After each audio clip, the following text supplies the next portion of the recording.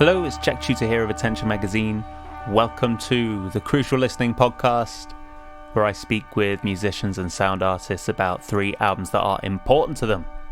My guest this time is Tavishi from Richmond, Virginia, which is the project of multi-instrumentalist, composer, performer, visual artist, scientist, activist, and community organizer Shamishta Talukdar. I got into Tavishi a few years back with the release of their album Boundaries.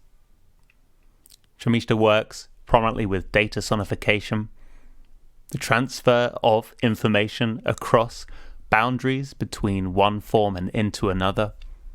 And they mention that their music uses disparate elements such as scientific data, visual narration, Indian classical, Western ambient, and industrial elements to create an anti-colonial form of art that provokes as well as provides sanctuaries for catharsis.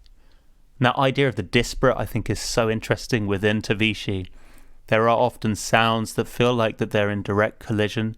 I think the longer you spend in their company, you realize that they're able to cultivate some kind of harmony simply through coexisting. I absolutely adored speaking with Tavishi about all their upcoming and recent projects, and also their 4 important albums. This is another one where we didn't quite get it down to 3, which is always fine. I know it's difficult to pluck out 3 important records. Sometimes 4 is the lowest you can go. But this was a really great conversation. So you can check out more of Tavishi's music over at tavishi.bandcamp.com. Also, I'd recommend checking out their film Home. As they mentioned in this podcast, they got another film coming up, but Home, it's a beautiful piece of work. I'll put a link in the show notes to that as well. And as always, you can head over to attentionmagazine.co.uk/crucial listening for more information on Shamishta's picks and links to their music as well. Cool. Have a lovely time with this conversation. I certainly did. This is Tavishi on Crucial Listening.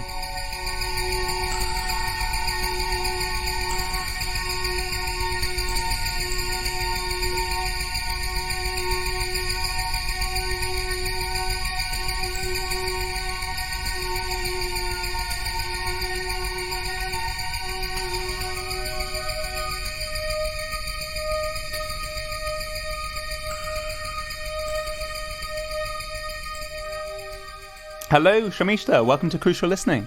Hi, Jack. Thank you for having me. Thank you for coming on the podcast. Now, you've come to speak about some important records. Before we dive into those, I wanted to ask a few questions about some new Tavishi pieces that have emerged in recent months. Sure. Let's start with I Built This Wall by Cutting Pieces of My Heart, which I understand was made using Madame Data's Reflector 13 VST. Yes, that is correct. Yeah, my friend Ada, who also goes by Madam Data, sorry. Yes, yeah. created this VST called Reflector 13 on Pure Data. Yes, and I used that. Great. I seem to remember actually you used their VST for the contribution to the Attention Span compilation as well. What is it that you like about working with their VSTs? And tell me a bit about how you came to generate this piece as well. So the first question was how I came to work with these VSTs. Yes. So I do work with certain VSTs when I do music production using Ableton. For example, Granulator is one of them that I use quite often. And there are some others that I use. I can't remember all of them at the point, but the Granulator is the one that I really like a lot because it uses granular synthesis.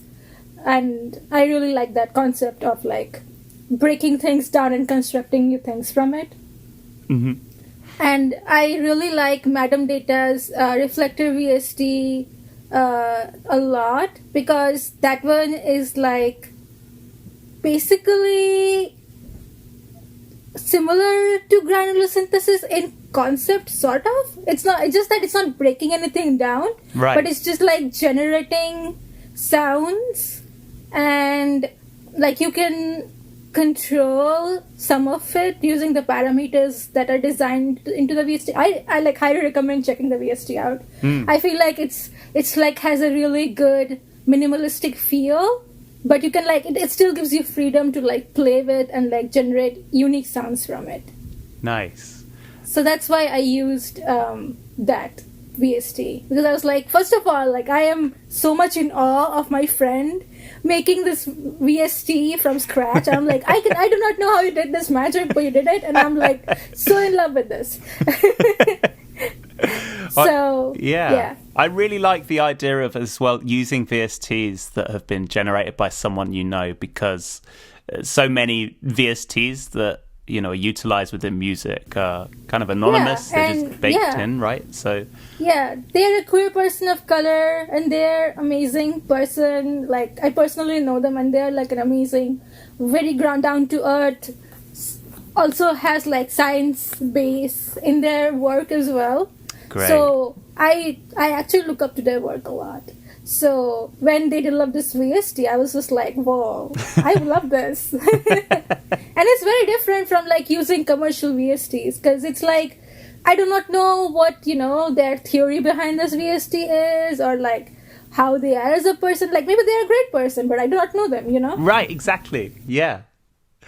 Yeah, it almost becomes like almost like a passive collaboration where they're setting up the environment in which you operate, which I absolutely love. And I'm trying to be very specific about like whom I'm collaborating with, by whom my art is getting influenced in the creation process. Like those things are very important to me.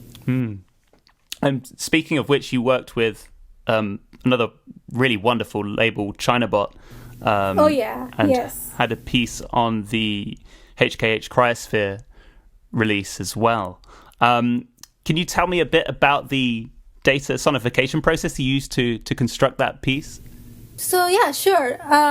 So the theory behind the compilation was to highlight the crisis that's happening regarding the melting of glaciers in the Hindu Kush Mountains. And like whenever climate change is talked about, a lot of focus is usually on like, the Western cities, like, oh, Paris will drown. Like nothing against Paris. No anti feelings against Paris, but like why is the Western countries so focused when we talk about climate change, when climate change is actually brought mostly by Western countries, not to mention white-based countries. Yes. So, and the suffering end of it are mostly like developing countries, and the countries that have already been devastated by colonization. So when Safi came to me with this idea, I was like, this is a great idea, and I totally support it. And I was thinking how I could work on this process. And I kept thinking, and I realized that there is a lot of climate denial happening currently, where climate scientists are, not believed. Their data that they have like produced with such excruciating hard work is like not be given attention to, and they have been like doing this work for like decades. Right. And so like there has to be a way to like uplift those voices that have like spoken about truth in a scientific, like exists in our world in a scientific way. So I was like, how can I like highlight this scientific truth that's like has a relationship with climate change? So I looked up the date, if there was any studies done regarding the melting of the glacier in the Hindu Kush Mountains. There was like a good amount of research that was done. So I studied those papers, I compiled those data that they collected. So a lot of the studies where they were like collecting the data over the years and basically decades of like how the rate of melting of the ice has changed and how like it's getting to a very critical point. And also like projections, like so based on the data they also like did like a projection like what is going to happen regarding the glacier melting over time. Say what is going to happen in 2022, what's going to happen in 2030. They predicted that as well. Yeah. So I took that data and using an algorithm, actually. I converted that data into sound. And then I, applied sound production, sound engineering principles, using different synths to like generate sound, using the MIDI that was generated from the data. And then I sort of like engineered, if that's the word, the sound piece. Yes. Amazing. So, I mean, that's a really fascinating bit of backstory there. I think what you say about the prevalence of climate denial is very interesting, because it does seem that at the moment, in terms of how people are absorbing information, that truth often gets confused with saliency and the ease with which information is ingested. Something has just a very convenient, tight narrative. It can parade as truth quite easily. And I love the idea. And I don't know whether this is the thinking behind what you're doing there, but with data sonification, you're able to generate saliency within data that may otherwise be perhaps I don't know, too complex, right? Is that am I getting the right thing there? I don't know if saliency is something that I was looking for particularly, but like it was definitely it was more based in feelings of solidarity.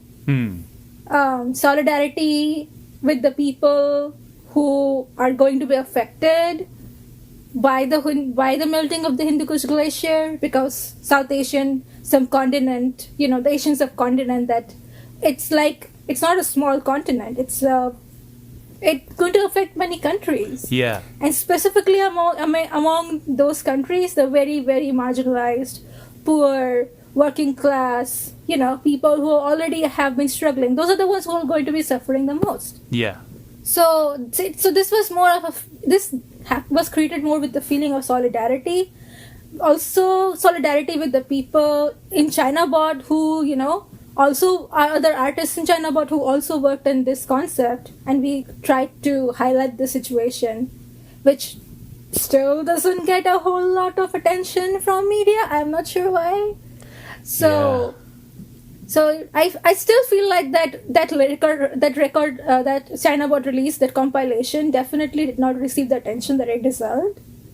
I feel like there was a lot of good work in it, and I don't know why it didn't get enough attention at that time. At that time, the political situation in the world was also very not great. I think there was like a lot of hatred towards Chinese folks regarding the COVID, and I don't know if that affected it or not. I'm not sure, but it was definitely a critical time, and I'm not sure exactly why such a great compilation didn't get the attention it deserved.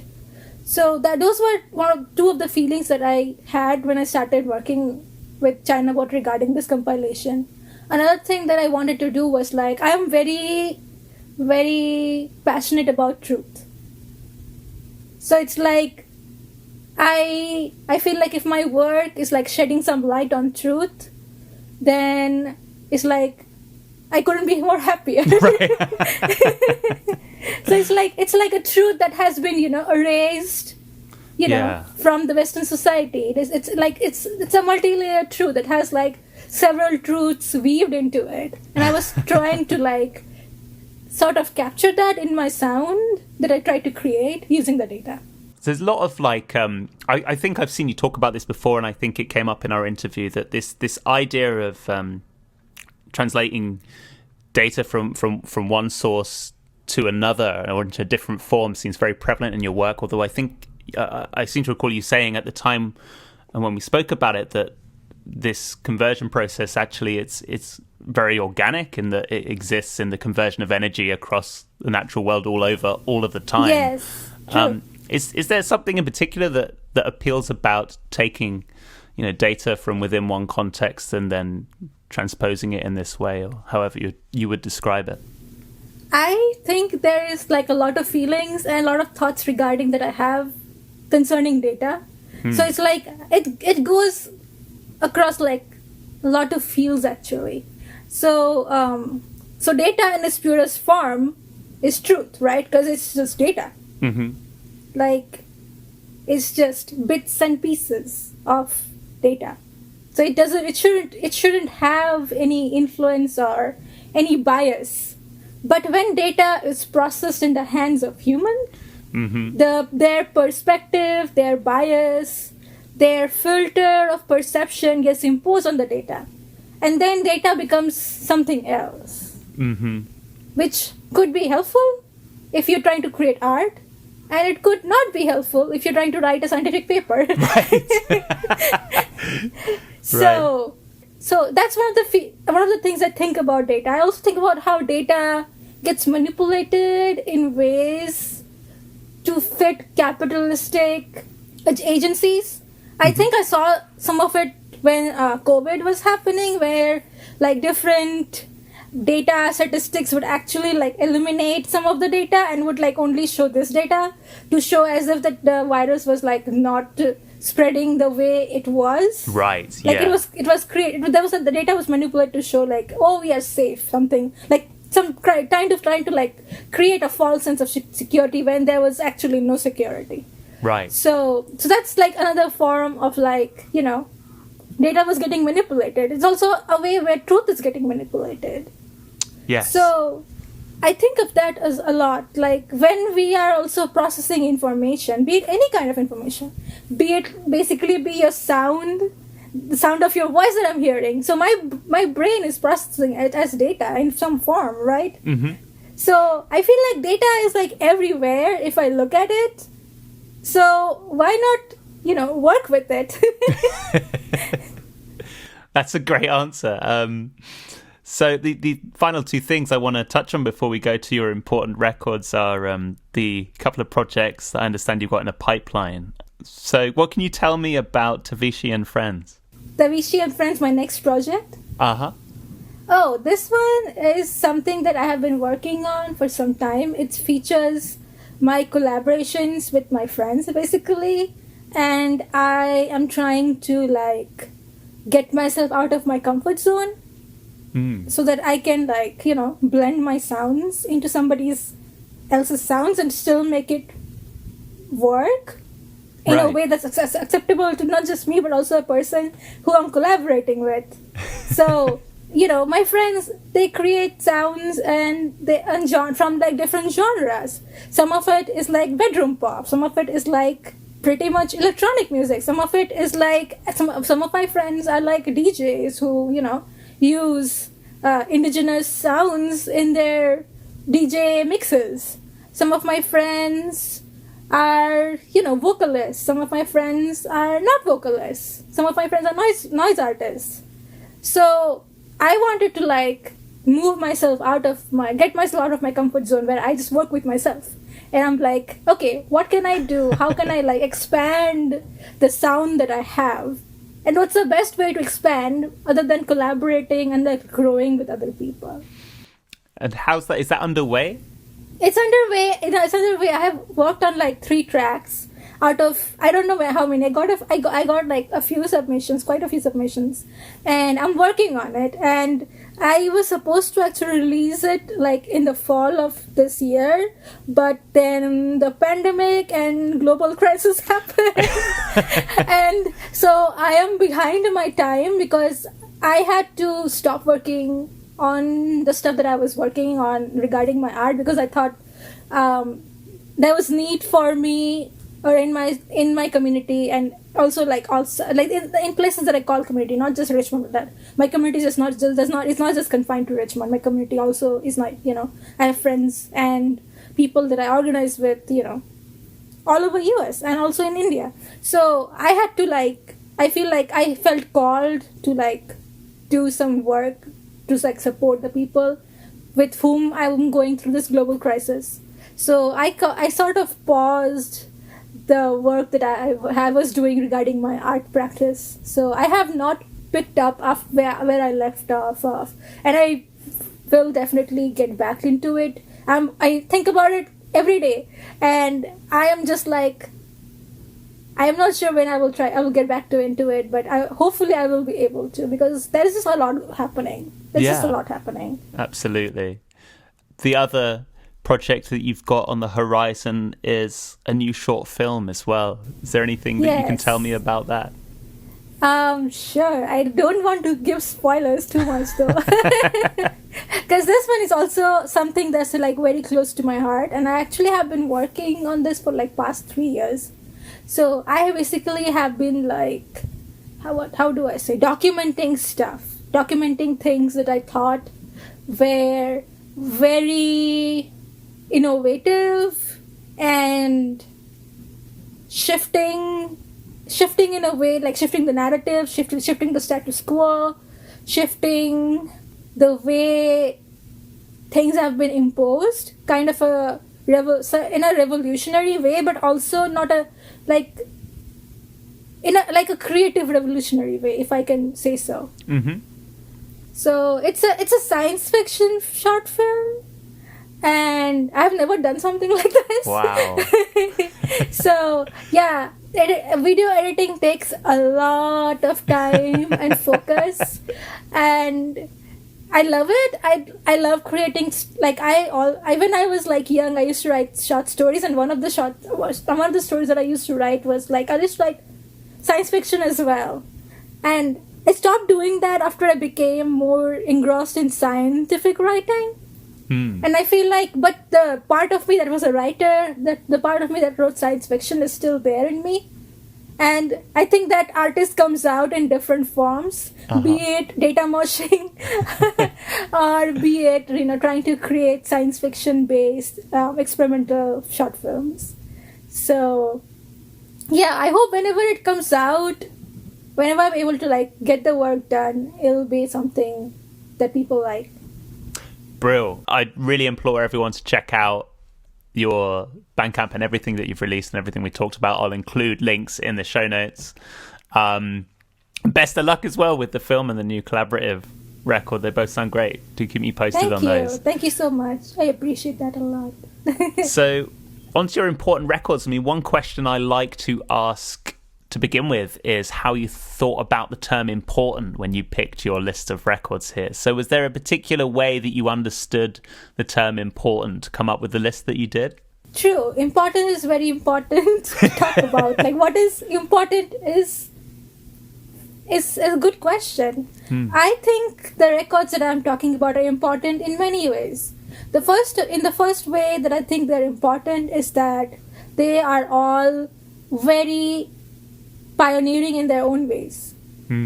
Each of the artists and each of the album that I'm going to talk about are like pioneering works in their own ways, in their own fields, in their own genre. Second way I think it's important is that they are all about changing the way we perceive sound. How we normally perceive sound in that specific genre, maybe. Or even outside of that genre. The third way I think the third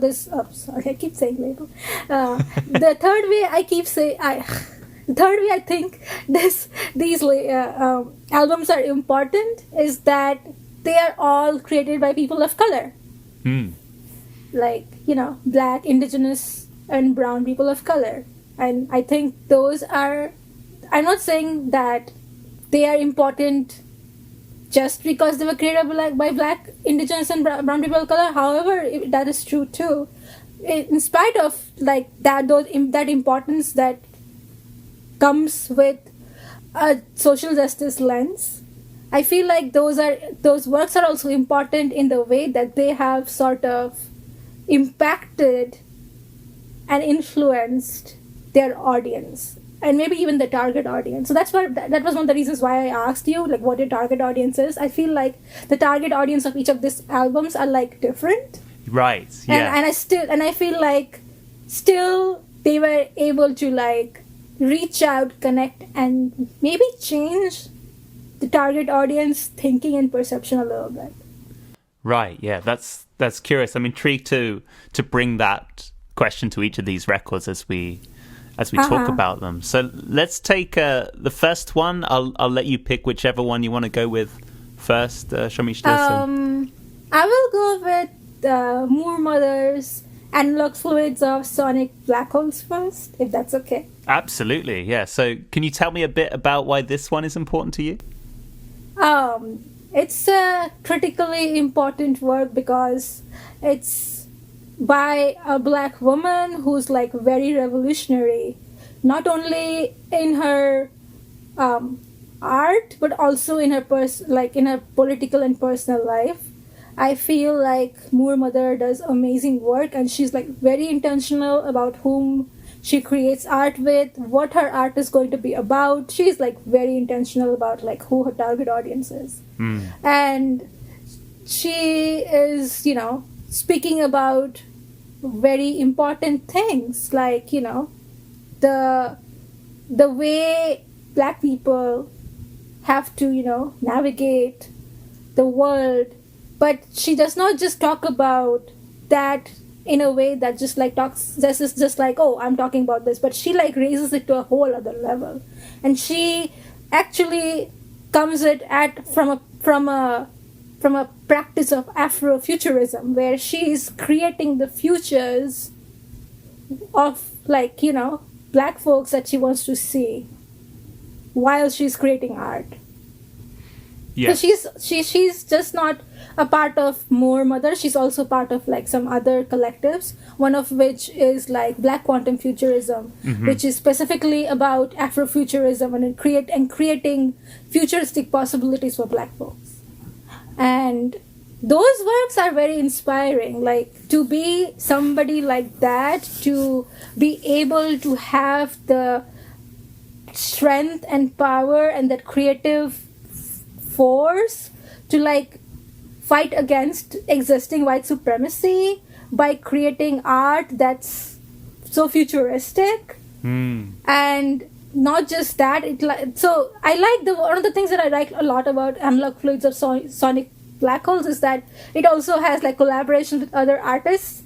So for example, one of the featured artists is Emil Matluti, who's also an activist and an artist. And I feel like that's such an important collaboration that, you know, that she has done. And like, it's very inspiring. It's incredibly inspiring. That one track that she has with Emil Matluti, every time I hear, I get goosebumps. It's like so good. And do you recall how you first came into Moor Mother's work as well? I have been a fan of her for a few years at least at this point. I think the first album that I heard of her was Fetish Bones. That was like the first album that I heard. I'm not sure how I heard it. I probably came across it on Bandcamp, because I sometimes go on Bandcamp to just like find sound. Right, yeah. I just like go sound searching, but in a soul searching way.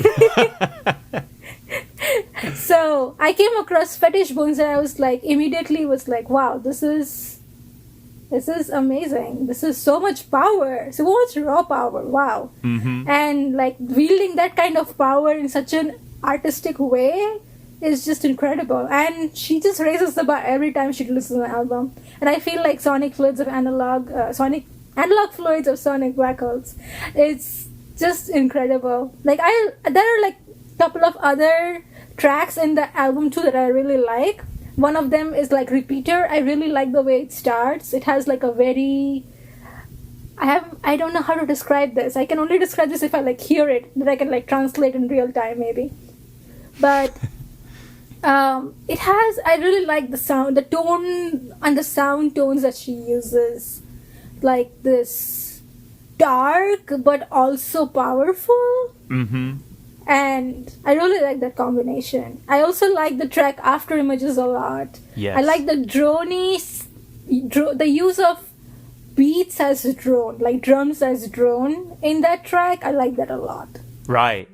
Yeah, it's kind of so crushed up that it almost stops being a rhythm at a certain point, right?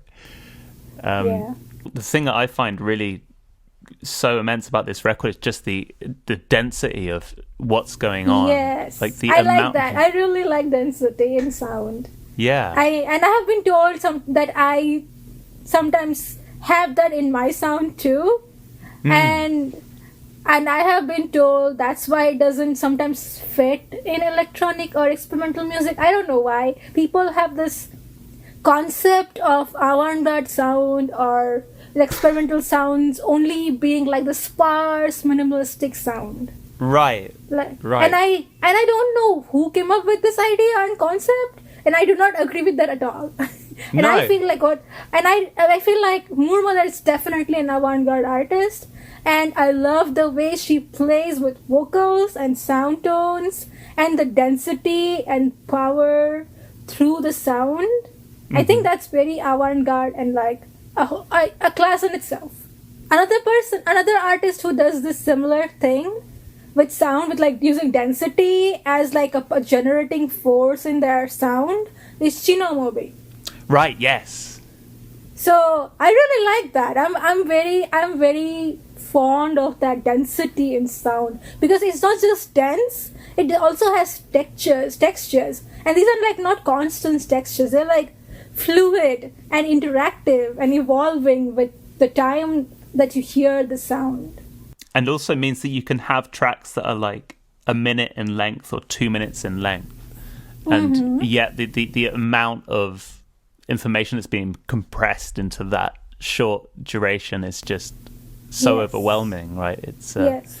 Yeah. And in spite of that, it's still so immersive. Like, you immediately immerse into the sound because of the density and the wall it creates, sort of, to envelop you in, and like pull you down into the sound as you hear it. Yeah. And have you seen Moor Mother live as well? I have not. I actually was supposed to perform with Moor Mother. Really? Yeah, I was so thrilled. Oh my god. I don't know how to explain this. But yeah, we were supposed to perform in Memphis at this fest called Memphis Concrete. But unfortunately it didn't work out. And Moor Mother had, I think, a performance in, Montreal or Toronto, somewhere in Canada. And I think it didn't work out. And I was just so crushed. Oh. I was like, what? No. Oh man. Well, hopefully again. But I did perform with some other cool artists like Matt Moss, and there were like several other important artists there as well. So, but I was still like very sad that I couldn't perform with Mother. Well, hopefully your paths cross again. I hope so too. I hope so.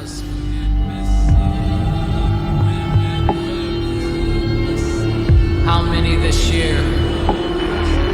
How many in fear? How many this year? How many in fear?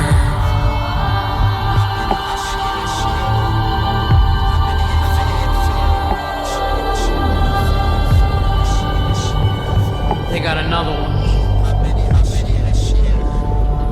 Another cold case. Another cold case. They got another one.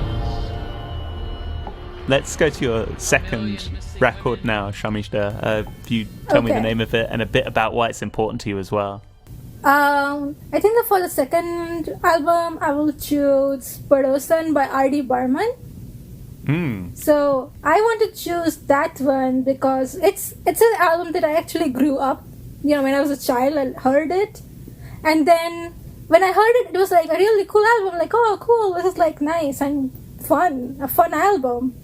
And now that I listen to it, I actually can like break the album apart and like analyze, the sounds that were used and the way it was used. And that, as a child, I did not, really do that. I didn't analyze the sound that much. So R.D. Burman, I think, is like one of the very important music producers in India. He's like one of the important music producers. There are also obviously other music producers that are very important. But just for this case, I want to talk about Padosan because a lot of the sound that is used in the album are like classical Indian music. So when you think of classical, or at least when I think of classical Indian music, it's like very structured, very formal, very... Yes. Has nothing wrong with formal or structure, or that it feels very formal. I think that's the best word I can talk about. There's a reason why it feels formal too, like that sound and that music was also not accessible to other people. For example, lower caste people. So Right. it has a history of oppression behind it, but that also brings a lot of that formality in how that sound is perceived by me in my head. And what happens in this album is that R.D. Burman makes it into a very fun, quirky album. Like, it like completely changed my perception of Indian classical music. Like, what? Indian classical music can be fun and goofy? I never thought about this. So I think that sort of maybe made Indian classical music more accessible for me. I can't speak for other people, but at least for me, it made it a little more accessible, a little more approachable. And even though I didn't at that time have any knowledge of Indian classical music, I feel like I was able to like appreciate it in a way that didn't feel very heavy or distancing. And am I right in saying, is this a soundtrack to the film? Yes, same the name? movie. Yes, it's a movie. So mostly, a lot of Indian albums that are released are basically soundtracks of movies. Right. Did I say it right? Most of the albums that I release are soundtracks of movies. Yes. Yes. So all of our, if not 90% of our movies are basically musicals. So when I come to like US or Europe and people say like, this is a musical movie, I'm like, what? Rest of your movies are not musical? So I'm like, how did you live with that? I have no idea. I really have no idea. But like, so much gets conveyed through music, and I am like, I don't know how you all did this. But so I really love the way the music is blended in the movie. Sometimes, a music in a sound appears out of sort of nowhere and it feels forced. And in this, it actually is not so forced because it actually ties up with the story a lot. The protagonist is actually, the side actor to the protagonist is actually a music teacher, a classical music teacher So there's a reason why, there's a classical music usage in the soundtrack. So it doesn't feel like forced and like that person just like bursts into a song for no reason. Right. So it has like if you watch the movie, you like realize that the music plays a very important role in the progression of the plot. Yes, yeah. So I kind of looked this up and I watched a few clips of the film as well. So nice, yeah. So from what I could gather, it's someone who's trying to woo this girl that he fancies by pretending he can sing. Yeah, somebody who's higher class and rich. Right. By somebody who's not so higher class. Right. And not so rich. And he's trying to woo this woman by showing that, he's actually a musical genius. which is not. Yeah. Which is a facade. And like not the correct way to woo a person for sure. Right. But also like the standards of this woman and her priorities might be, I don't know what they are. I don't know. I don't know. I'm going into a whole other tangent. Never mind. The story is that it becomes a very quirky, a very fun, goofy approach to learning. Not learning, but like creating music, especially Indian classical music. And I was just like, wow. This is just amazing. And does so did you discover, I guess, the soundtrack before you discovered the film, and did your relationship? I think that's how we discover movies in India. I think because the songs get released in the form of music videos, but like how music videos get released before the whole album is released. So we get clips of the sound with the video of where it's happening in the movie before the movie is officially released. Wow. So basically the opposite of how it generally works over here, where it's like... Yeah. So when you go on MTV and you watch music videos, in India, a lot of time when you go on MTV or some other music channel, you actually watch those videos having the music of the soundtrack of the film. Huh. And that like is like a pulling factor, an attracting factor, also promotion of the movie, you know. You also get an idea of what the movie's about and if you want to watch it or not.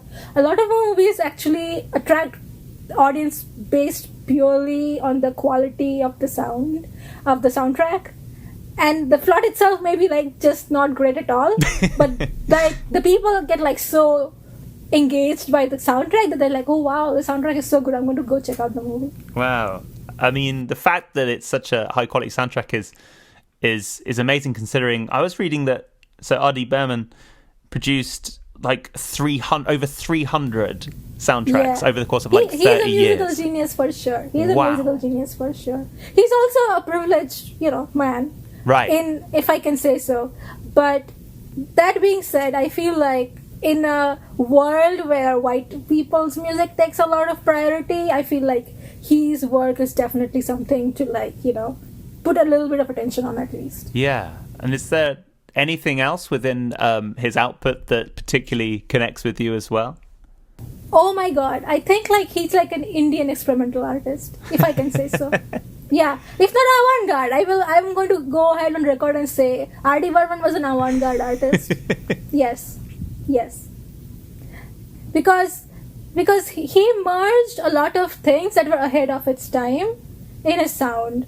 Like, as I said, who would have thought, classical music could be goofy?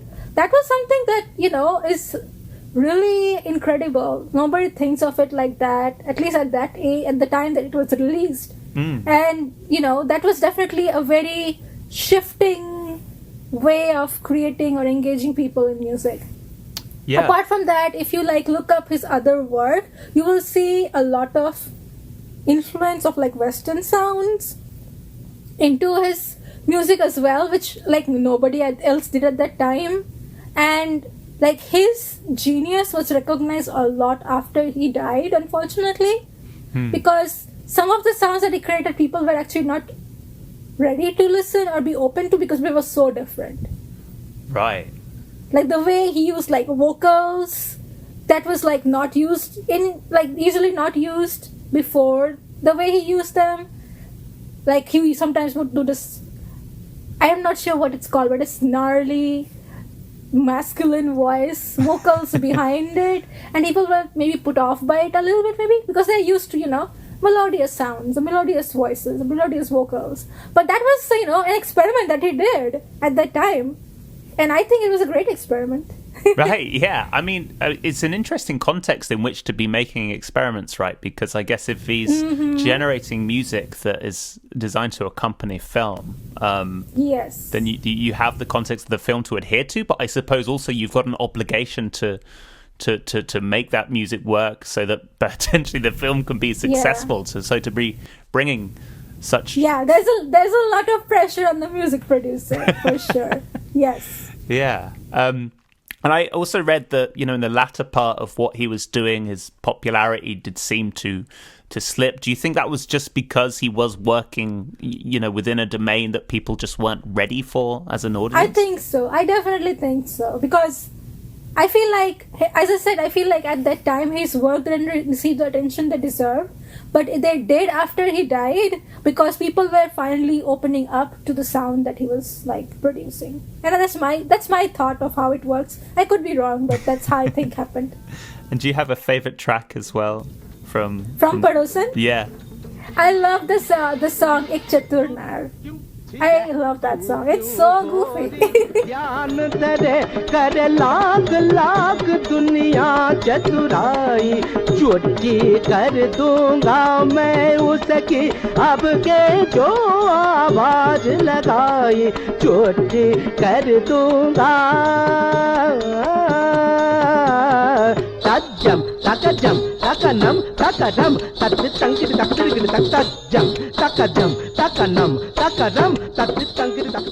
We'll take your third important record now, Shamishta. If you tell me the name of it and then a little bit about why it's important to you as well. The third important record is Plays by Maria Chavez. I think that record is very, very I don't know what to say. A work that's I have not seen earlier. in ways that I have seen her do it. Like, again, this is again constructing sound in ways that challenges people to like create sound. So I feel like that's definitely something that she did in this record, and she basically created sound from vinyl, literally from scratching, literally from scratches. Yeah. And that's a very interesting technique to like produce sound from scratch. And also, it's not just that, it's just sound scratches, but it's also like it builds over time, and it has like so many layers and structure and tone, the way it evolves. It's like, I found it like, when I heard it for the first time, I was like, wait a minute, this was created by scratching a vinyl from like from turntable modulation. I could not wrap my brain around it. It's like, wow, there was like no synths used, no VSTs used, no, okay. Wow, there is a minimalism to it for sure, but still I feel like when the sound evolves, there is like a narration through the sound that's happening, that's get constructed and deconstructed, literally and also sonically. So you can correct me if I've got the context behind this one wrong, yes. But it sounds like, so there's a record by Stefan Goldman which is just a bunch of locked grooves which are entirely empty. And yes. Maria is using her techniques in order to scratch onto these locked grooves. So you're purely getting, I guess, process and also, I suppose, surface noise. Yes. That concept. This is so literally exciting. Granular synthesis on an analog level. This is how I feel. Right. Wow. Yeah. So assembling from the ground up, but with a technique that I guess is so often exclusively associated with the reworking of existing material. I mean, I guess that's going on here, but really it's all about process, right? It's had the object removed synthesis from it. of sound from, in a way that like totally changes what the sound itself was. Yeah. Exactly. Yeah. And it's a very bold experiment. It's a very bold experiment. Yeah. Like, and also very creative and very. I think also it's also something that was like ahead of its time, if I can be honest. Yeah, because when did this one come out? When did it come out? I think it was released in 2019. Yeah, but yeah, I've never heard anything like this at all. This is stunning. Yeah, I haven't either.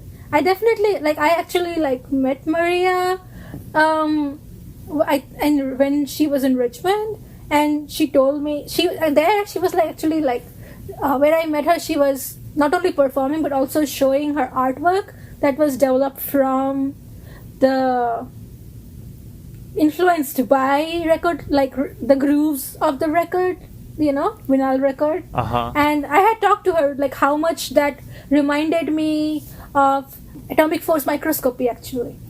Because atomic force microscopy, what it does is it uses a cantilever to go over the surface, and it reads the surface sort of a way you would maybe read a surface with your hand, but through an instrument, and you're recording and translating how the surface has highs and lows. Wow. And her artwork reminded me a lot of those graphs that I have seen in atomic force microscopy. Wow. Because it's also the same principle. If you think of the principle is still the same. Absolutely. Yeah, what the needle is doing, it's physical essentially, typography. right? Yeah, exactly. Yes. Another thing that I really love about Maria's output is that she's, I guess, among quite a few artists working in this domain who are sort of removing the reverie around vinyl records and saying, look, it's possible to destroy these albums and these beloved objects and generate something entirely new. Yes. Creation from destruction. Yes. Yeah, exactly. Is that an aspect of her work that appeals to you as well? Yes, I love that. I do not know if we can really truly create something if we are not destroying something in that process, be it our own ego or maybe record labels. Right, yeah. or like record vinyl records. So it sounds like, because I think you met Maria in 2018, is that right? I cannot remember the exact date, but probably. Sorry, I'm throwing yes. so many dates at you, beg your pardon. Yes, time is such a thing right now. I feel like I have lost my perception of time. It's not fair of me to be quizzing you like this. I'm like, what? It's still 2020 and I'm in 2023. Yeah. But we were literally talking about this before we recorded, and now I decide to say, right, when did this event happen? It is mighty cruel. Yeah, probably 2018. I think that's I think it happened during the Sound Art Festival in Richmond, Gotcha. which I was part of. And Maria was one of the visiting, genius artists. That was, I think, when I met Maria. Yeah. And what was she like in person? Amazing, like so down to earth, so genuine, so supportive, very, very supportive. Wicked. Yeah. And is there any other of her works as well that you connect with beyond plays? I feel like I cannot really recreate what she performs live. Like I have seen her perform like her DJ performances. I've seen her perform those, and I've also seen her perform, these sound art that she does, which are like real time improvisations, and those are not recorded, but those are like for it's only the good fortune of the person who's present at that time, right? And I like that ephemeralness, Yes. of those performances as well. Absolutely, yeah. Like there's a beauty in that real time performance that's is like precious because it's just for now. Yes, yeah. There's something quite apt as well as that occurring within the context of turntablism, which works with recorded materials, that something entirely fresh and pertinent to that moment is taking place when you smush all of that together. That's really nice. Yeah, so much of our focus sometimes when creating art is like how we can record it. Be it like, say we are outside or we're taking pictures, or we are creating art and we're like, oh my gosh, how can I record this while I'm performing it? And I think a lot of our brain energy goes into that, and I really like it. I think a lot of some of the best art happens spontaneous. Yeah, that's a really interesting point. In fact, I saw Maria talking in an interview about something along these lines recently, although kind of going in the absolutely. other direction on a different point. But she was like, a lot of people record incessantly. She was like, I never understood, but then when we entered this period of pandemic, suddenly all those recordings became artifacts of things that we may never actually return to. Yeah. So that documentation suddenly becomes vital. That's so incredible. Like recordings becoming time capsules, something I was not implying when I was talking about this, but that's a really big thing that she says. Yeah, and it makes so much impact, and it like throws so much light. Yeah. And have you? I think she's also done a book as well. Is that something that you've checked out at all? Yes, I have. Oh, I wicked. have checked out. Yeah, her book is like so good. It's like I think it has a very interesting feminist, perspective, and not just a feminist, but like a feminist person of color perspective on creation of sound, generation of sound art, and engineering sounds. As we have talked about. When I met her in person, she spoke a lot about her influence of her praxis from Pauline Oliveros. Yes. And I feel like those are like very important philosophies, not just for creating sound, but also for like real life practice. Like we talk so much and we hear so much, but how much of it are we actually absorbing and listening? Yes.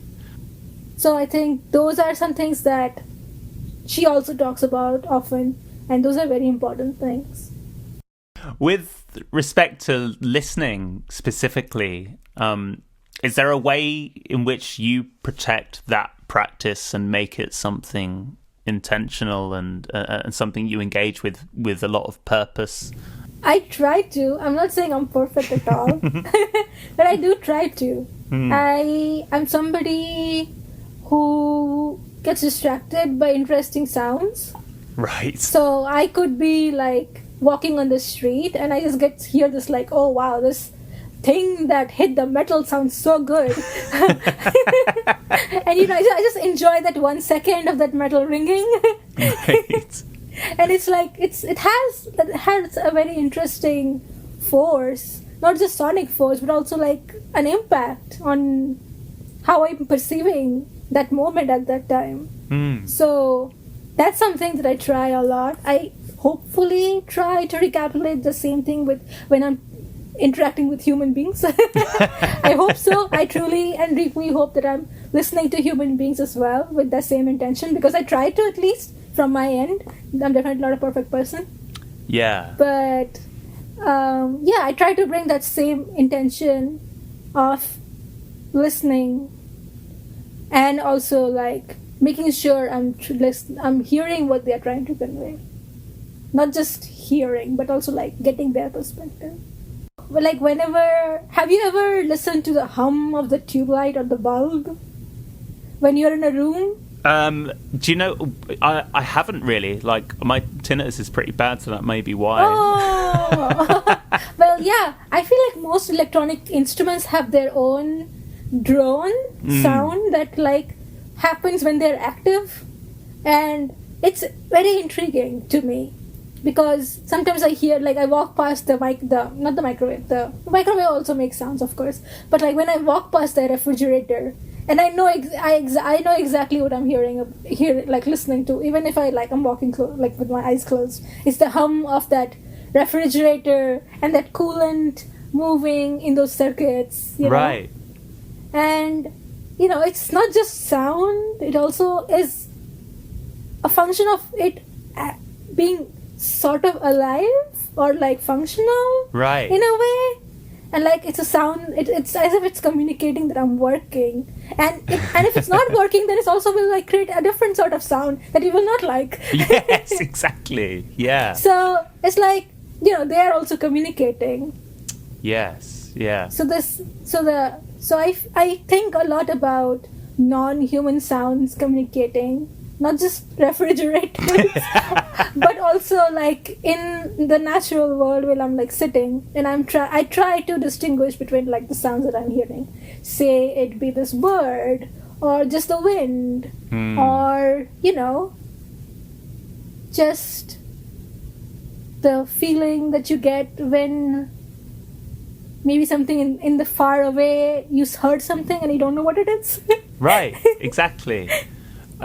I think it's such an interesting point. It's something that I've been reflecting on a lot recently, which is that it makes you realize that there is a really strong bias taking place in terms of what you actively process when you listen to a space and you listen to a room and you say perceive it as silent or not. Yes. But having recently got quite heavily into birds and bird watching, like suddenly being attuned to bird song in a way where it's like that sound always existed and was always right. But as soon as your mind is directed in a particular direction, suddenly those sounds become actively processed rather than just part of your periphery. Yes. Robin Wall Kimmerer, who is an indigenous writes about the indigenous roots in their work regarding botany, actually wrote about an indigenous philosophy. Like nature will show it to you when you're ready to accept it or receive it. Wow. And then so she talks about this in a way like she was looking for this plant and she scoured the whole area trying to find it, and suddenly from the corner of her eye she saw it. And then she realized it was surrounding her everywhere, and she she just had to be able to receive that form that she was looking for, and she was so focused in trying to find it that she couldn't was not ready to receive it. Right. Oh, that's so lovely, so humbling as well. Yeah, Please, if that's available somewhere online, like please do send me that. The book? I'd love to. Oh, is it a book? Yeah. Oh, yeah. Send me a link. I'd love to check that out more. Absolutely. She has written like 2 beautiful books. One of which is Braiding Sweetgrass, and one of which is Gathering Moss. I highly recommend people to read those books. Excellent. It's like whenever I read it, it's like I'm slipping into this magical world. But it's like a magical world that surrounds me as well. I'm just not have paid attention to.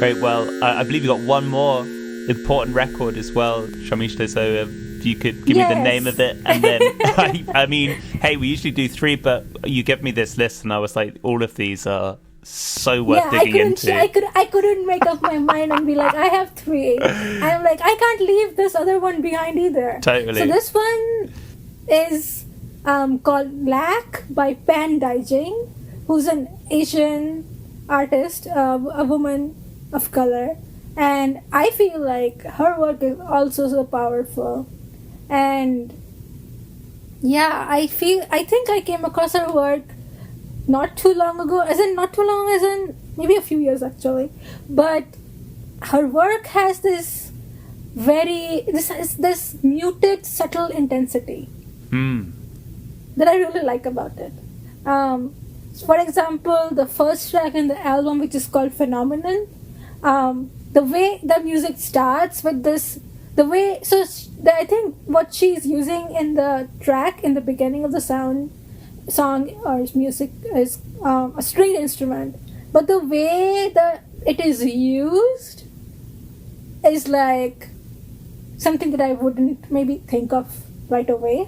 For sure, yeah. And then like her vocals blend in, and they just create this very mysterious environment, and like as if I'm like about to like witness maybe a kind of an opera. I think she calls it an opera too. Yeah, I think she calls it an opera too, and definitely has that like quality in it for sure. So like that introduction of our album definitely has an operatic vocal and an opera feeling to it, and then it like evolves per track. Like every track is very different from the other, and it has that strange, eerie, mysterious intensity in all of those tracks, and I really like that.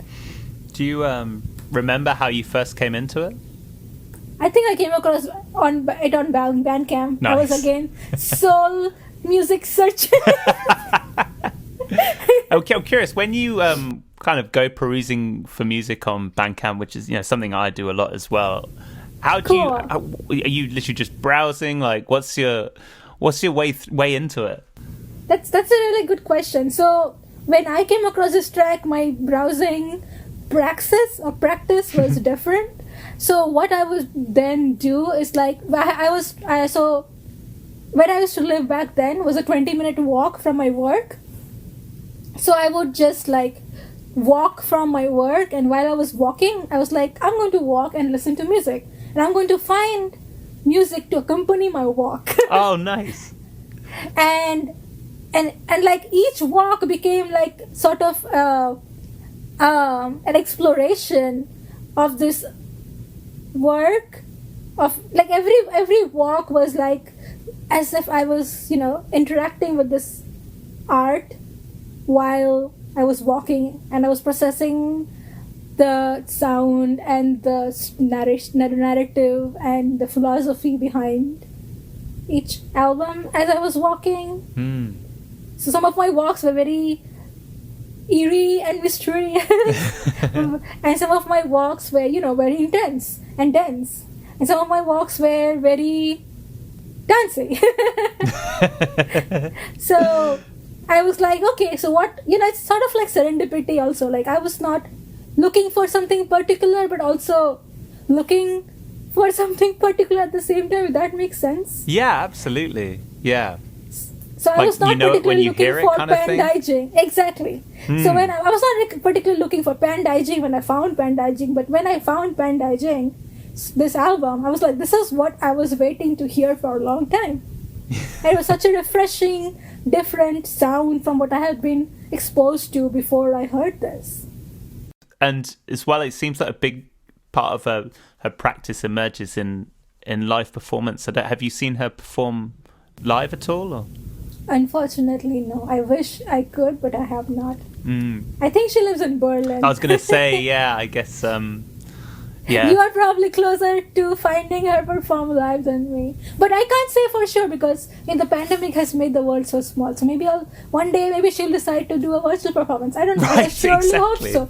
I definitely hope so. Then I will be able to watch her perform live. Yeah, fingers crossed. Yeah, I saw her at the Barbican, which is this venue in London, which quite a large kind of theatre space, but with gigantic screens and again, everything you've said about the sonic qualities, that operatic quality, the kind of strangeness she brings to, a string instrument that would otherwise manifest as something quite different in the hands of someone else, just feels so...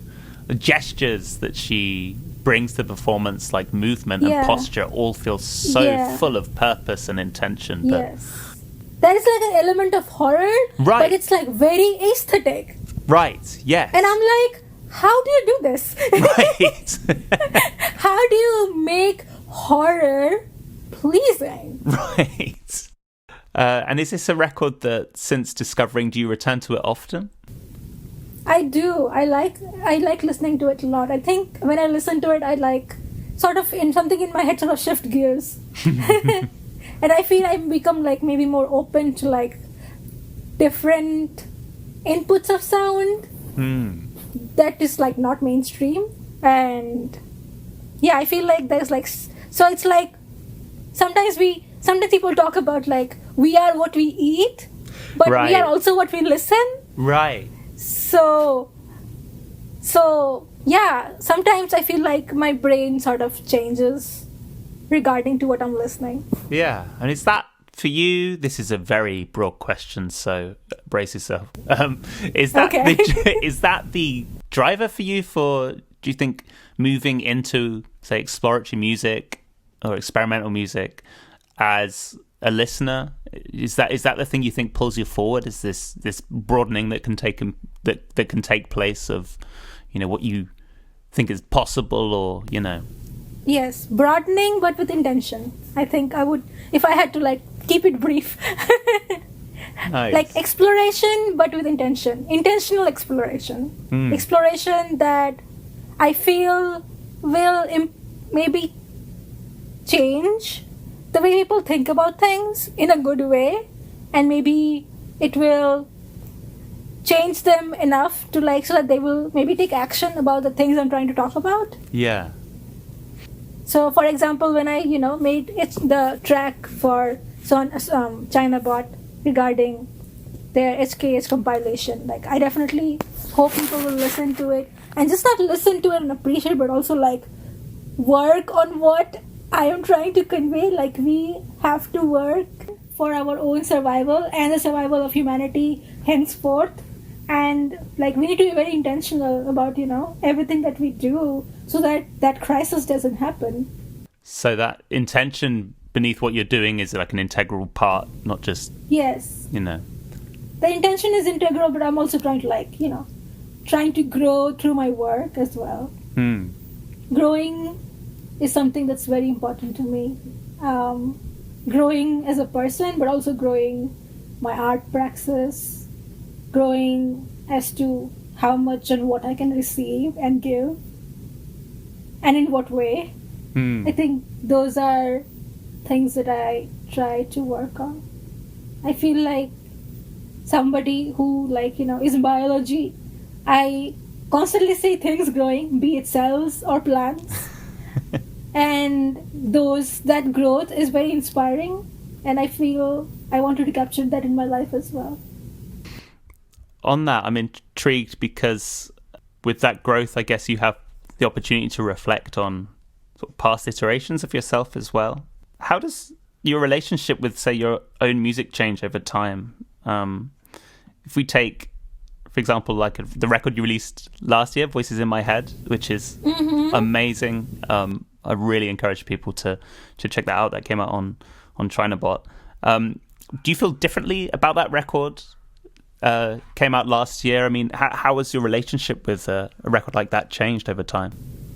That's a really good question. I wish I had answered, but I feel like once I like release something, I don't listen to it. Right. Because I feel like I will find like 300 mistakes in every track, and I'm like, yeah, you don't need to carry that around with you, right? And it's just not after I release, even before I release. Like when I'm done with a track, I sometimes don't come back to it, honestly.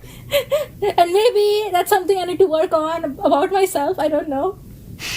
But I feel like how long and how much can I like work on this one track? Right. And should I like stay stuck in this, or should I like move on and do other things? So I feel like I try to just move on and do other things. Right, exactly. Yeah. I'm like, okay, this is the best I could do in this fixed amount of time, and I'm done, and I'm okay. I'm releasing it to the world, and the world will decide how it is. And I'm probably hating this at this point, but I'm done with it. And what about as like a listener? So if we return to Lack as well, that record's been out 3 years now. I don't know when you first encountered it, but do you hear it differently now? Like, do these important records of yours sort of change over time? I definitely think the way I hear it changes, not just over time, like as in years, but also like maybe even few days, because I am not always in the same mindset all the time. You know, and be it emotionally or psychologically, or even just because of where I am in my life at that point, you know, those things definitely influence the way I'm hearing the sound. And I wish we could be like very objective and very impartial to ways we receive sound, but we don't. There are some parts of the sound that move us more than others based on the mood that we have at that moment. Yes. And if we are trying to find something, say, joyous, then maybe an eerie soundtrack will, you know, not mesh with what you're trying to hear at that point.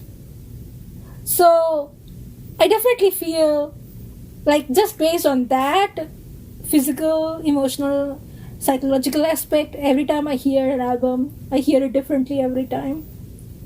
And apart from that, if I have to talk about how I hear it differently over years, I just feel like my genuine appreciation for the artist just increases over time.